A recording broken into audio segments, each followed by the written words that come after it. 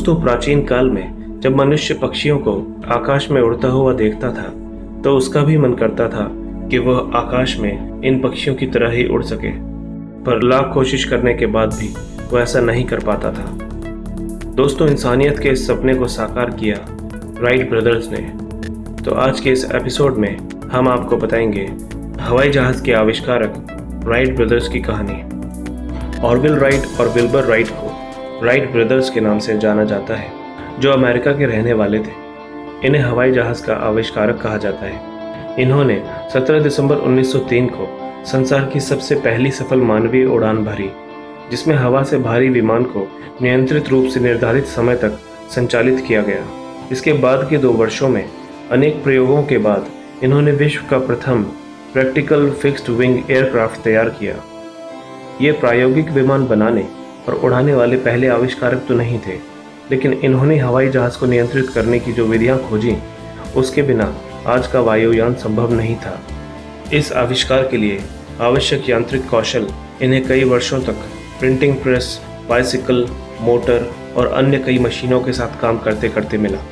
Bicycle के साथ काम करते करते इन्हें विश्वास हो गया कि वायुयान जैसे असंतुलित वाहन को भी अभ्यास के साथ संतुलित और नियंत्रित किया जा सकता है। साल 1900 से 1903 तक इन्होंने ग्लाइडरों पर बहुत प्रयोग किए, जिससे इनका पायलट कौशल विकसित हुआ। इनके बाइसिकल की दुकान के कर्मचारी चार्ली टेलर ने भी इनके साथ बहुत काम किया और इनके पहले यान का इंजन बनाया। जहां अन्य आविष्कारक इंजन की शक्ति बढ़ाने पर लगे रहे, वहीं राइट ब्रदर्स ने आरंभ से ही नियंत्रण का सूत्र खोजने पर अपना ध्यान लगाया। इन्होंने वायु सुरंग में बहुत से प्रयोग किए और सावधानी से जानकारी एकत्रित की, जिसका प्रयोग कर इन्होंने पहले से कहीं अधिक प्रभावशाली पंख और प्रोपेलर खोजे।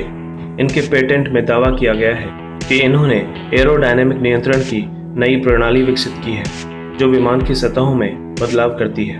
अनेक अन्य आविष्कारकों ने भी हवाई जहाज़ के आविष्कार का दावा किया है, लेकिन इसमें कोई दो राय नहीं है कि राइट ब्रदर्स की सबसे बड़ी उपलब्धि थी 3 एक्सिस कंट्रोल का आविष्कार, जिसकी सहायता से ही पायलट विमान को संतुलित कर सकता है और दिशा परिवर्तन कर सकता है।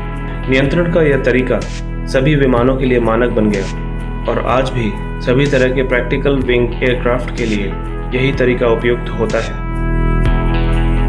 राइट ब्रदर्स का जन्म ओहायो के नगर डेटन में हुआ था।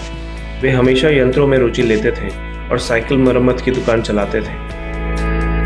वर्ष 1896 में लिलियंथल की मृत्यु और किताबों में उड़ने के विषय में चल रहे प्रयोगों के बारे में पढ़कर उनमें इस बारे में रुचि जागृत हुई। उन्होंने बिना किसी सोच विचार के अपना वायुयान बनाने का निश्चय कर लिया। प्रयोगों में लगाने के लिए उनके पास धन नहीं था। उन्हें तो इसके खतरों के बारे में भी ज़्यादा पता नहीं था। उन्होंने तय किया कि वे पक्षियों की उड़ान का अध्ययन करेंगे और इसके साथ ही उन्होंने तब तक बन चुकी सारी उड़ान मशीनों का भी अध्ययन कर लिया। राइट बंधुओं ने हमेशा अपनी मशीनें स्वयं बनाई।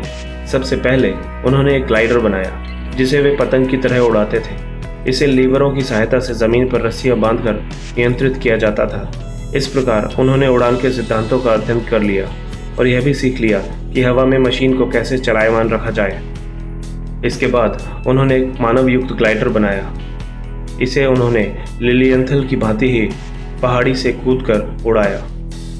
इस ग्लाइडर को हवा में तैराना तो आसान था, लेकिन अपनी मनमर्जी से उसे उड़ाना और उसका संतुलन बनाए रखना मुश्किल था। सुरक्षा की दृष्टि से प्रयोग जारी रखने के लिए वे 1900 में नॉर्थ कैरोलिना में एक एकांत स्थल में चले आए। वहाँ ऊंची रेतीली पहाड़ियाँ थीं। इस प्रकार वे कठोर पथरीली ज़मीन पर गिरने से बच सकते थे। अगले 2 सालों में उन्होंने लगभग 2000 बार अपने ग्लाइडर में उड़ान भरी, जिनमें से सबसे लंबी उड़ान 600 फीट की दूरी तक गई। इस प्रक्रिया में सबसे महत्वपूर्ण चरण था ग्लाइडर को प्रोपेल करना। साल 1903 में उन्होंने तरल ईंधन से चलने वाली एक मोटर बनाई और उसका परीक्षण करने के लिए वे पुनः नॉर्थ कैरोलिना गए। उन्हें यकीन था कि उनकी मशीन काम करेगी, लेकिन उन्होंने इसकी कोई औपचारिक घोषणा नहीं की। उनकी पहली उड़ान केवल 12 सेकंड के लिए ही थी, लेकिन मानव के इतिहास में ये पहली उड़ान थी जिसमें एक मशीन ने स्वयं गति करके हवा से भारी विमान को मानव सहित उड़ा लिया था। कुछ समय हवा में नियंत्रित रहने के बाद उनका विमान बिना किसी नुकसान के नीचे उतर गया। उसी दिन उन्होंने 2 और प्रयास किए जो कुछ अधिक समय के थे। उनकी चौथी उड़ान 59 सेकंड्स की थी और उसने 12 मील की रफ्तार से चल रही हवा की दिशा में 835 फीट की दूरी तय की। राइट ब्रदर्स ने यह सब अपने शौक के लिए शुरू किया था, लेकिन इसमें सफलता मिलने पर वे इसके प्रति गंभीर हो गए। 1905 तक वे अपने प्रयोगों में इतने पारंगत हो चुके थे कि उन्होंने 35 मील प्रति घंटे की रफ्तार से 24 मील की उड़ान भरी। अचरज की बात यह है कि इस समय तक उनकी उपलब्धियों के बारे में किसी को भी पता नहीं चला और किसी भी समाचार पत्र या पत्रिका में इस बारे में कुछ नहीं छपा। जब लोगों ने उनकी 24 मील लंबी उड़ान के बारे में सुना तो बहुत कम लोगों ने इस पर विश्वास किया। साल 1908 में विल्बर राइट एक मशीन को फ्रांस ले गए। एक फ्रांसीसी समाचार पत्र ने विल्बर राइट को लंबी गर्दन वाले एक पक्षी के रूप में चित्रित किया और उनकी भद्दी सी दिखने वाली मशीन का भी मजाक उड़ाया। उसी दिन विल्बर ने हवा में 91 मीटर उड़कर 52 मील की दूरी तक उड़ने का कीर्तिमान बनाया। कुछ दिनों बाद उन्हें 2 लाख फ्रैंक का पुरस्कार दिया गया। इसके साथ ही फ्रांसीसी सरकार ने उन्हें 30 इंजन बनाने का ऑर्डर भी दे दिया। साल 1909 में विमानन के क्षेत्र में अभूतपूर्व उन्नति हुई। ऑरविल राइट वर्जीनिया से नॉर्थ कैरोलिना तक अपने विमान को उड़ा ले गए। NC-4 नामक एक अमेरिकी विमान ने 1919 में अटलांटिक सागर को पार किया। दोस्तों, आज तो प्रतिदिन हजारों विमान उड़ान भरते हैं और पायलट हर तरह के हैरतअंगेज कारनामे करके दिखाते हैं। एक मशीन में बैठकर उड़ना और उससे पृथ्वी को देखना सबके लिए रोमांचित कर देने वाला अनुभव होता है।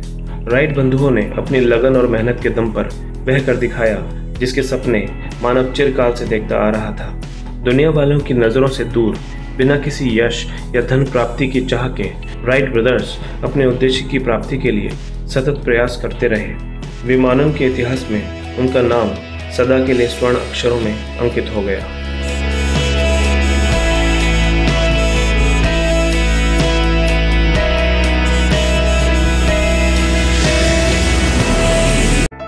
दोस्तों, अगर आपको हमारी ये वीडियो पसंद आई तो प्लीज़ लाइक करें, शेयर करें और कमेंट करें। और अगर आप भविष्य में भी ऐसी ही इन्फॉर्मेटिव और इंटरेस्टिंग वीडियोस देखना चाहते हैं तो हमारे चैनल सब्सक्राइब करना ना भूलें।